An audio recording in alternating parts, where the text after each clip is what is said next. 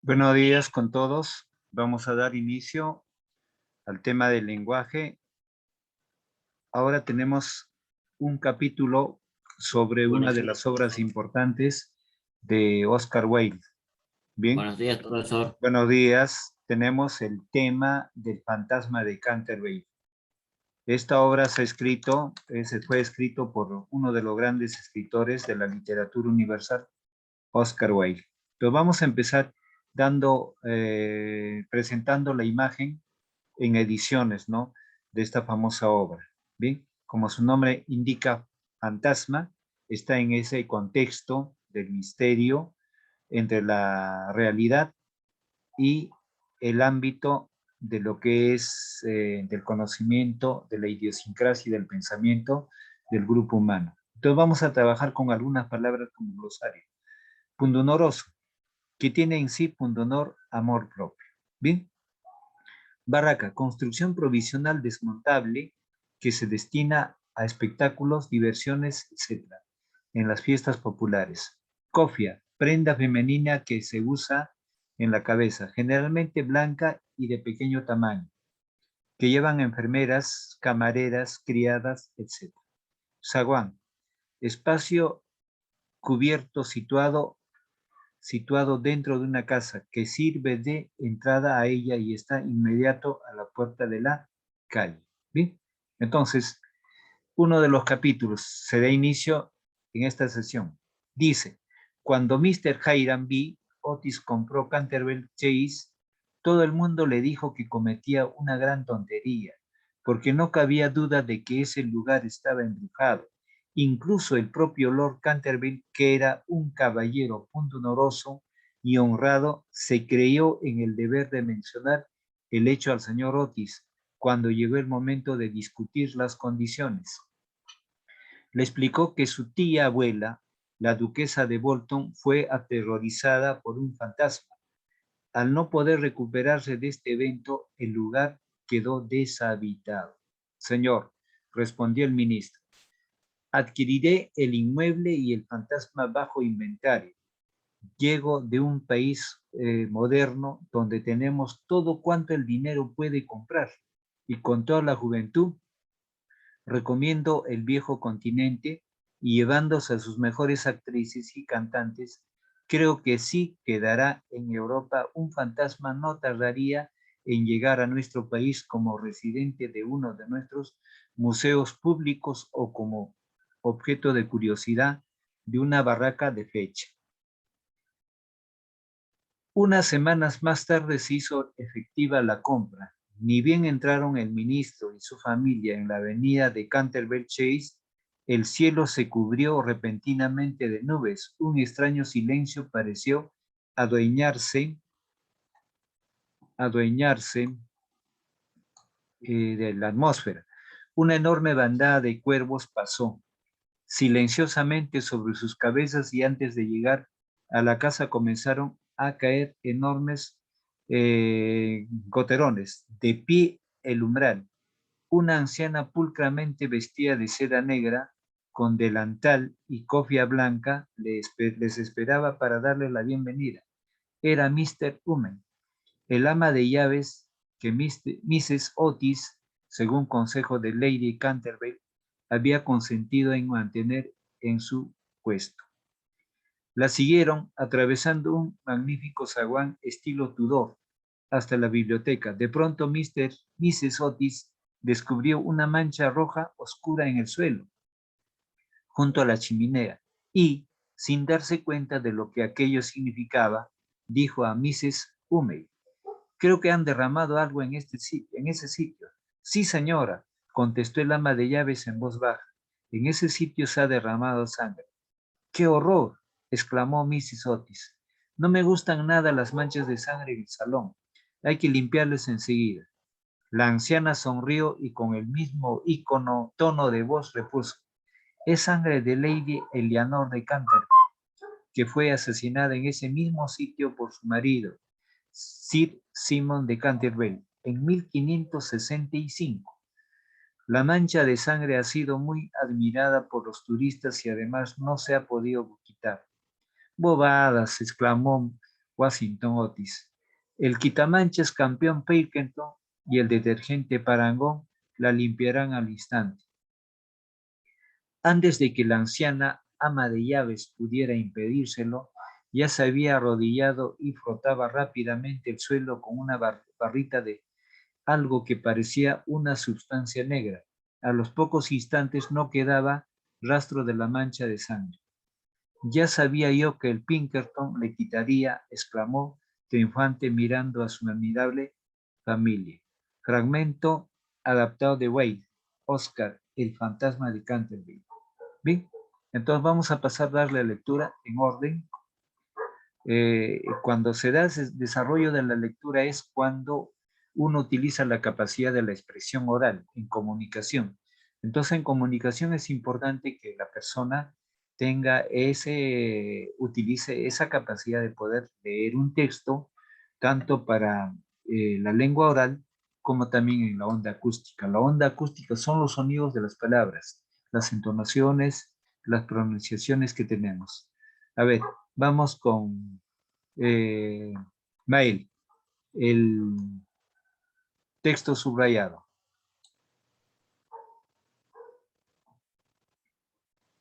Cuando Mr. Hiram Otis compró Canterbury Chase, todo el mundo le dijo que cometía una gran tontería, porque no cabía duda de que ese lugar estaba embrujado. Incluso el propio Lord Canterbury quería un caballero pundonoroso y honrado. Se creyó en el deber de mencionar el hecho al señor Otis cuando llegó el momento de discutir las condiciones. Le explicó que su tía abuela, la duquesa del Boltón, fue aterrorizada por un fantasma. Al no poder recuperarse de ese evento, el lugar quedó deshabitado. Señor, respondió el ministro. Bien, adquiriré el inmueble y el fantasma bajo inventario. Llego de un país moderno donde tenemos todo cuanto el dinero puede comprar y contar la juventud recorriendo el viejo continente y llevando a sus mejores actrices y cantantes. Creo que sí quedará en Europa un fantasma. No tardaría en llegar a nuestro país como residente de uno de nuestros museos públicos o como objeto de curiosidad de una barranca de feria. A ver, Andrés, en el siguiente texto, hasta finalizar los puntos suspensivos. Empezamos.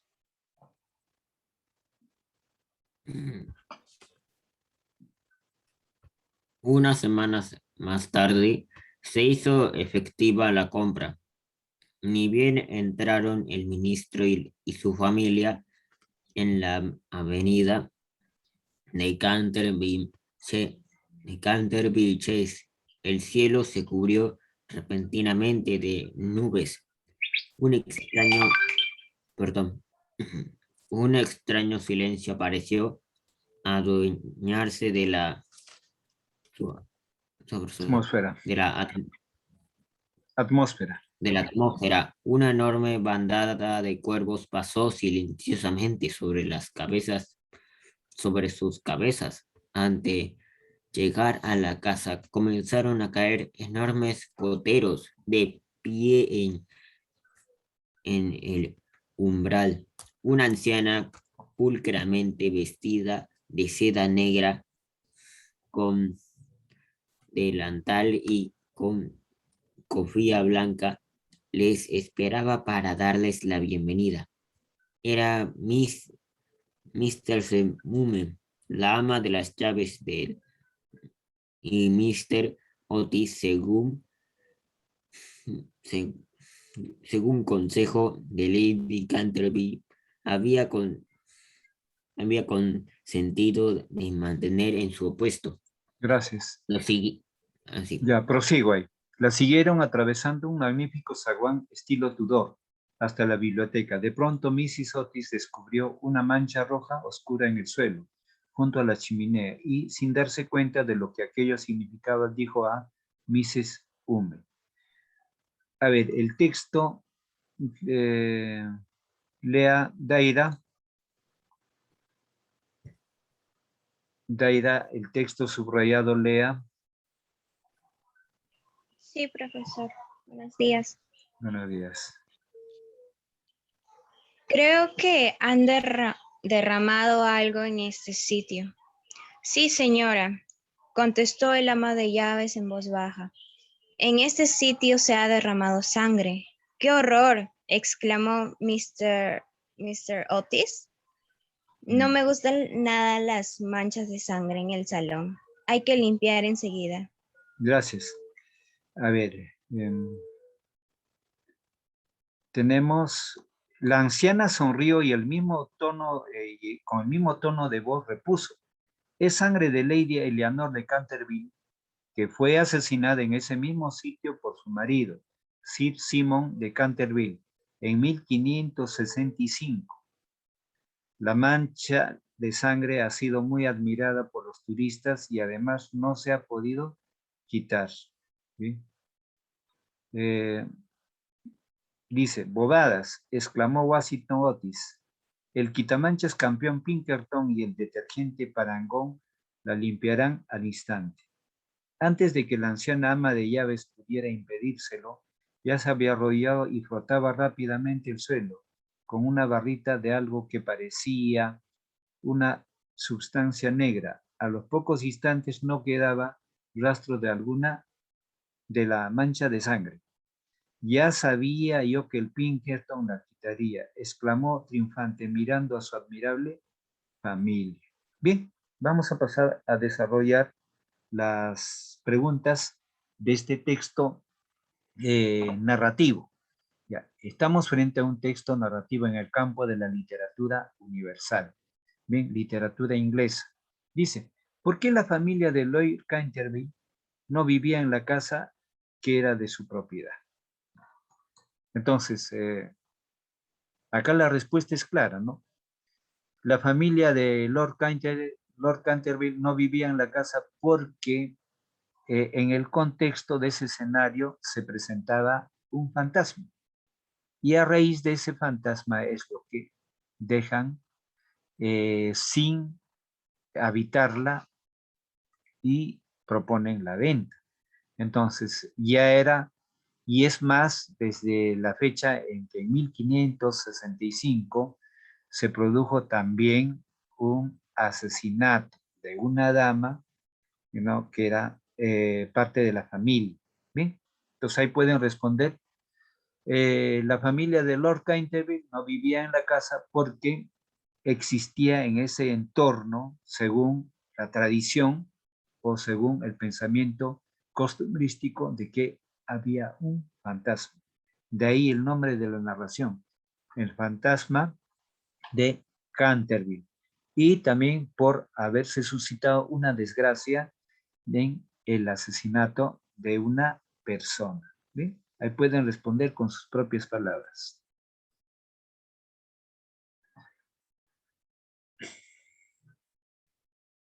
Ya. Voy a tomar unos instantes para tomar la asistencia.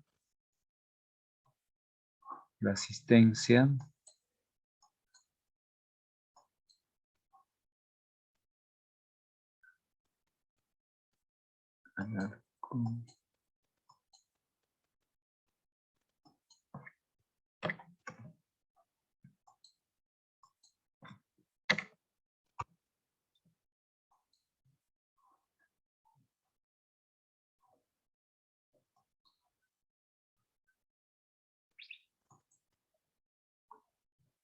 Ya, Keira, ¿está?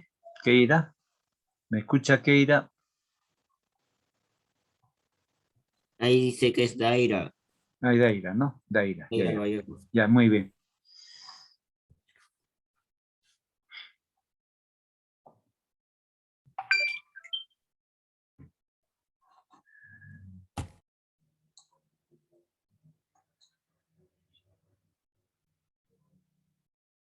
Keira se encuentra. Keira Rodríguez. Keira no está. Profesor, no se encuentra aquí. Ya hace un instante había ingresado. Ya, bien. Entonces ahora sí ya proseguimos con el desarrollo. ¿Cuál era el origen de la mancha roja que había al lado de la chimenea? No, la mancha roja obedecía a que en ese sitio, no, una dama de la familia había sido asesinada por su esposo en 1565. Bien, ¿a quién obedece? A ver, ahí tenemos el nombre. Lady Eleanor de Canterville, que fue asesinada en ese mismo sitio por su marido, Sir Simon de Canterville, ¿no? Entonces anotamos ahí, obedece la mancha de que en 1565, ¿no? Lady Eleanor de Canterville fue asesinada por su marido en ese lugar de la mancha.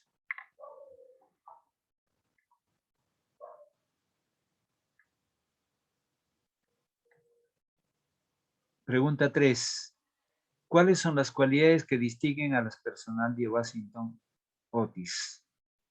¿Cuáles son las cualidades? Ya, una de las cualidades. Washington Otis no da crédito a la existencia de un fantasma, lo toma algo festivo, algo gracioso. Cuando dice que los fantasmas también pueden pasar a ser parte de la venta, o que un fantasma puede llegar rápidamente a Norteamérica o no llegar, ¿no? Entonces, una cualidad de Washington Otis es que es realista, es un hombre de personalidad realista, no da crédito a la existencia de fantasmas. ¿Por qué? Porque se le habían sugerido que no compre la propiedad porque hay un fantasma, pero tampoco cree y toma la decisión de ser práctico, de comprar la propiedad. Y tercero, no cree en la mancha de sangre o en esa mancha, porque dice, ¿no? Que esa mancha lo retiro con el detergente Pinkerton. Y eso es lo que hace, lo retira. Resulta que la mancha se retiraba en ese momento, lo limpiaban, pero más tarde en las horas de la noche, al día siguiente, volvían a hacer la mancha. Y eso lo habían hecho muchas veces. En los próximos capítulos de esta obra se habla así, de que la mancha muchas veces fue borrada por ese momento, pero la mancha volvía a salir nuevamente. Entonces, eso había llamado la atención de muchos turistas, ¿no? De que esa mancha se borraba, pero de nuevo se volvía a salir. Entonces, ¿cuáles son las cualidades que distinguen a la persona Mr. Otis? Que es realista, que es práctico, no cree en los fantasmas, ni cree en esa mancha de sangre que está cerca de la chimenea. Tres cosas, ¿no? La personalidad de Washington Otis, de no, al ser realista lo compra, a pesar de una advertencia. ¿Cuál es el propósito del texto? Sinónimos de la palabra propósito. La palabra propósito podemos entender como objetivo, fin, proyecto, meta. Entonces el objetivo es dar una narración, dar una narración de la idiosincrasia y pensamiento. Una narración de la idiosincrasia y pensamiento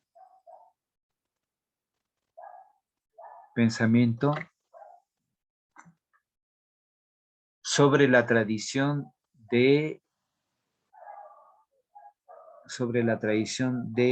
fantasma de Canterville.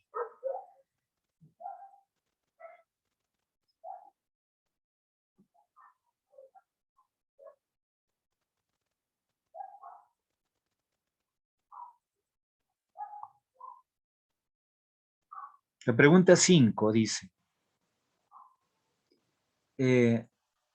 ¿a qué lugar alude la expresión viejo continente? ¿Por qué crees que se denomina así? Listo. Primero explico acá.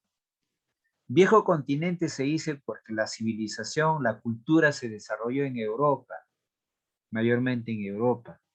Entonces, Cuando en el siglo XVI conquistan los europeos América, América era un territorio virgen, solamente era habitado por las civilizaciones o etnias de raza cobriza, ¿no? Como suele llamarse, ¿no?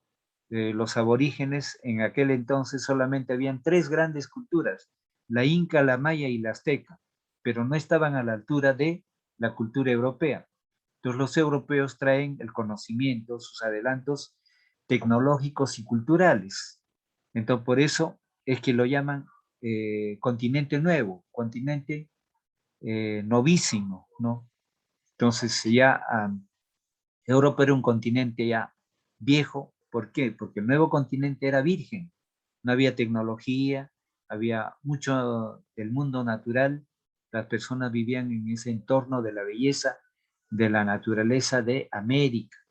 Es por eso que en ese siglo los pensadores, los enciclopedistas, los hombres de cultura dijeron sobre América, que es el paraíso donde se hablaba de la Biblia.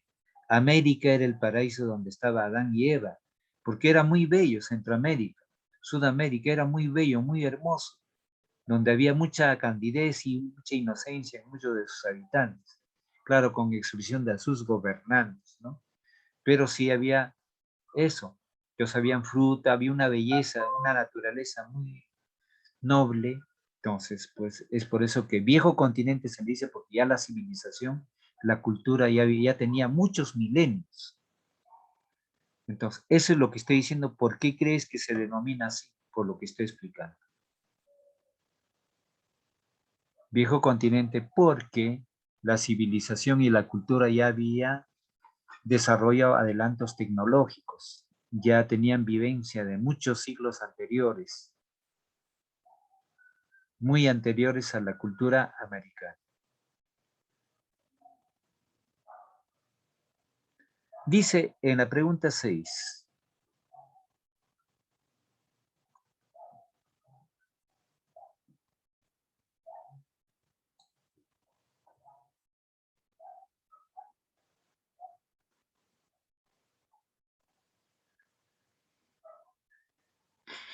Hiram B. Otis califica como moderno a su país de origen, bien, Estados Unidos, respecto a Inglaterra y los demás países europeos. ¿Estás de acuerdo con él? Justifica tu respuesta. Dice, Hiram B. Otis califica como moderno a su país de origen, Estados Unidos, respecto a Inglaterra y los demás países europeos. Bien, relativamente sí, un país, claro, Norteamérica, un país más joven que Inglaterra, porque Inglaterra en el tiempo histórico es el que conquista, ocupa el gran territorio norteamericano, juntamente con Francia, y tiene un dominio. Cuando Estados Unidos logra independizarse con su primer presidente, George Washington, un 4 de julio, ¿no? Entonces, definitivamente expulsan a los ingleses de ahí, porque era territorio ocupado por Inglaterra. Entonces, forman los nuevos estados de Norteamérica. Entonces,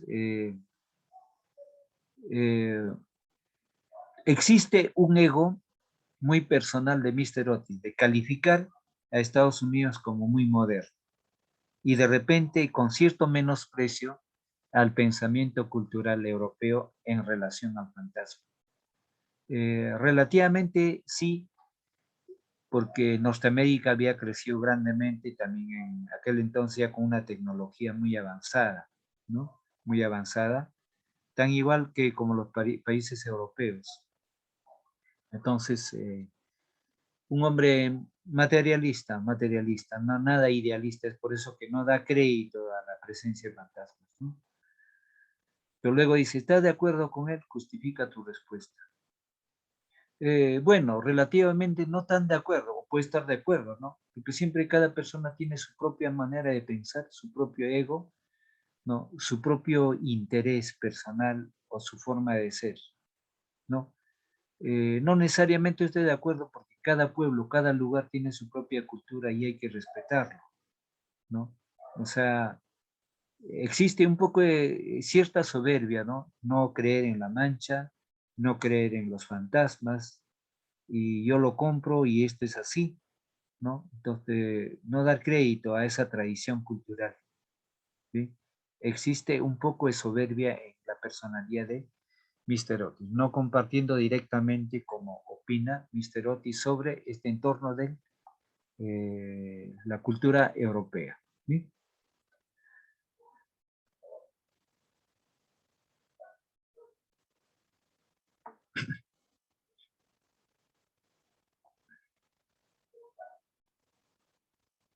Pasemos a la siguiente pregunta.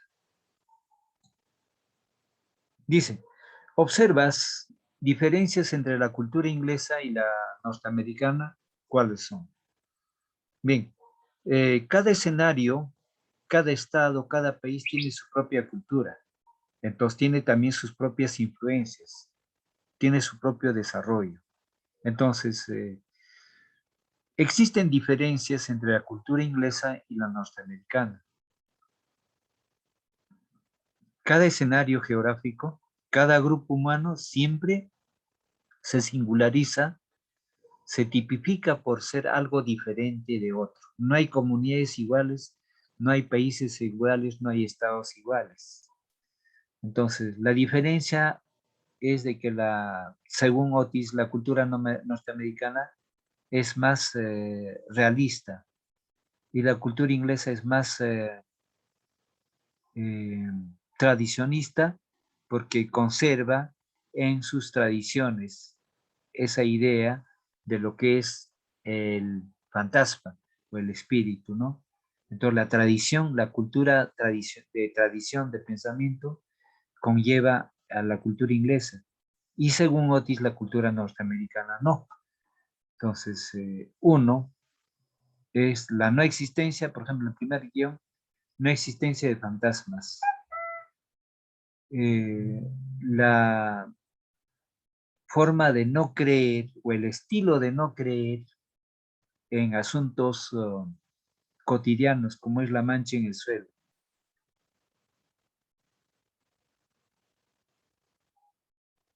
Y tres sería el estilo de vida norteamericano en relación al estilo de vida inglés.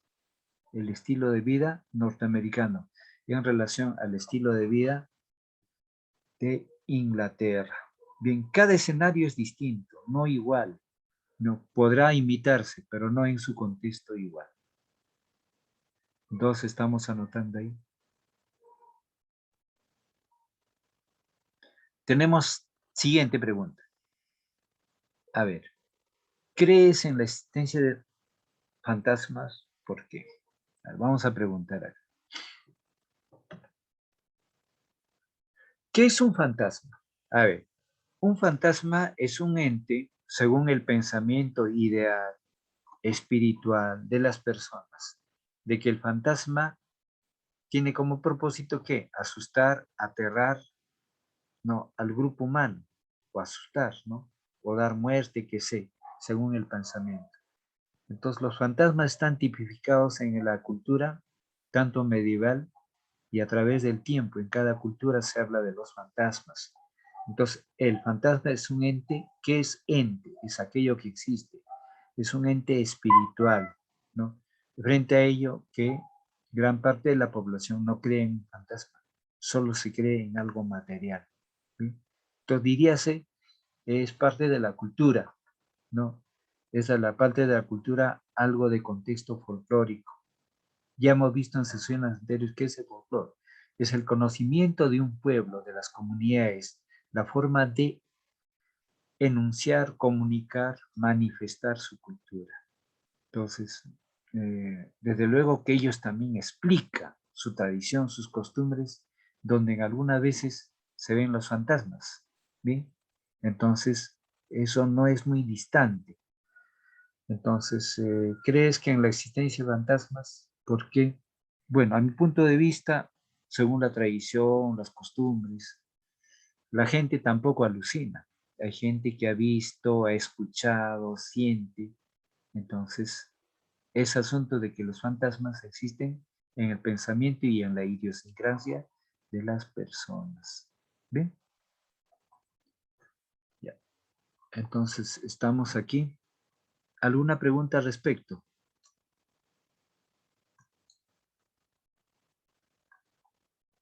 Ya. Ahora sí proseguimos. A ver, Mael, ahora sí pasamos al tema de la argumentación. De la argumentación. A ver, vas a desarrollar tu argumentación. Puedes utilizar tus diapositivas, puedes leerlas, no hay problema.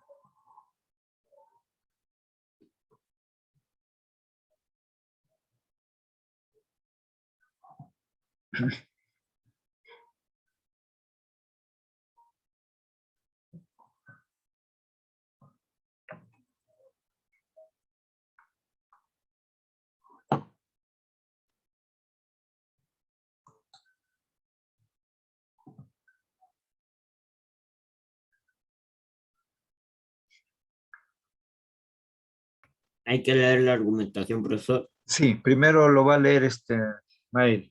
Hoy si ya lo tienes, Ya. Andrés, tú, empezamos contigo.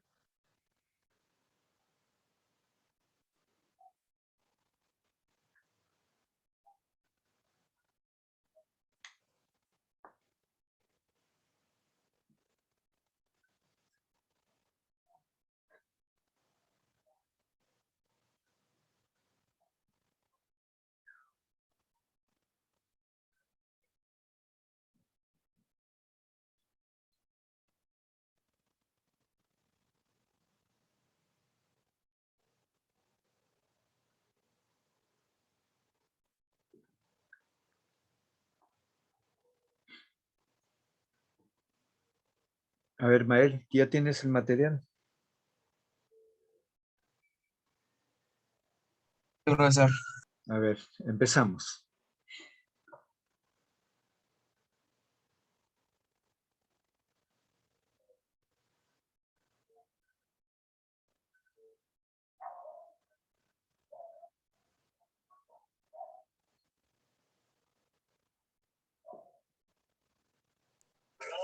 Profesor, yo ¿Qué? ya tengo mi argumentación. A ver, Andrés, empezamos entonces contigo. Mi tema es: la monarquía actual es diferente a la monarquía en la antigüedad. Fase 1, preguntas. La monarquía actual ha cambiado para bien o para mal. Antiguamente, los matrimonios eran arreglados. La población actual acepta la monarquía. Un monarca puede disponer la vida de las personas actualmente. Actualmente puede desobedecer la ley. Fase 2, preguntas. Fase 2 eran conjeturas. La monarquía ha cambiado para bien. La monarquía ha cambiado para bien, pues ahora se apoyan en un parlamento, un primer ministro o presidente que lo convierte en la monarquía en una monarquía más justa. Esta es la primera. Ya. 2. Sí, pues sus matrimonios eran arreglados entre reinos con el fin de aumentar su territorio. En los países donde existe monarquía hay poblaciones que aceptan y quienes a sus monarcas también existen aquellos que la rechazan. Ahora voy en la cuarta. Dice, no, las monarquías actualmente no pueden disponer en la vida de nadie, pues es un delito. En la actualidad, muchos monarcas o miembros de la realeza han sido llevados a juicio por delitos cometidos. Fase 3, opinión. La monarquía ha tenido muchos cambios, pues antiguamente eran reinos absolutistas, en donde el rey era considerado el representante de Dios en la tierra. Por lo tanto, quien estuviera contra el del rey se oponía a Dios. Del mismo modo, disponían de la vida de sus súbditos. Si estos desobedecían las leyes que ellos creaban. Hoy en día la realidad es muy diferente, pues ahora la monarquía constitucional con un gobierno parlamentario. José 4. Ampliación y desarrollo. Ya está, profesor. Ya, muy bien. Una recomendación, Andrés. Ahí el título pondrías la monarquía actual, no, sino algunas monarquías de ahora con las monarquías de antes sería. Porque las únicas monarquías que existen son de España, de Inglaterra y algunos del Asia, del mundo árabe, que hay uno que otro rey, ¿no? Que gobierna. Entonces, como te indicaba, algún arreglo de repente en el título, pero está bien, ¿bien? Entonces, esa sería la observación de hoy día. A ver, vamos con Mael.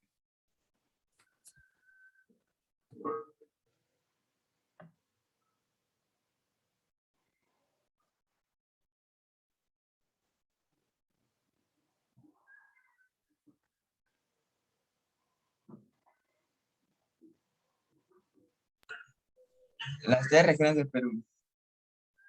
El territorio del Perú se divide tradicionalmente en 3 regiones naturales, diferenciadas por su clima y vegetación, que se divide en costa, sierra y selva.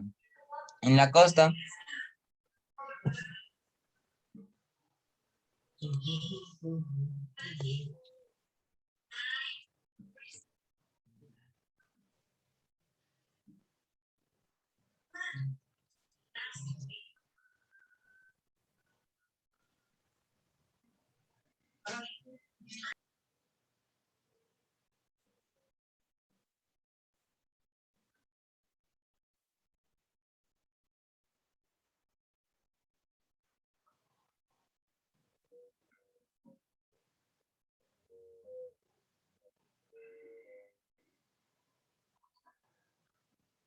¿Se detuvo Mael?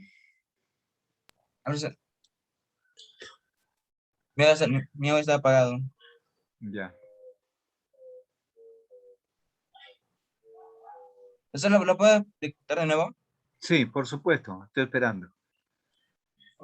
Las 3 regiones del Perú.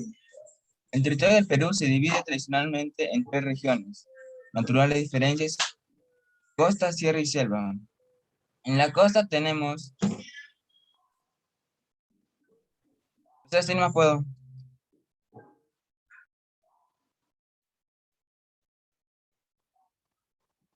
Ya, entonces,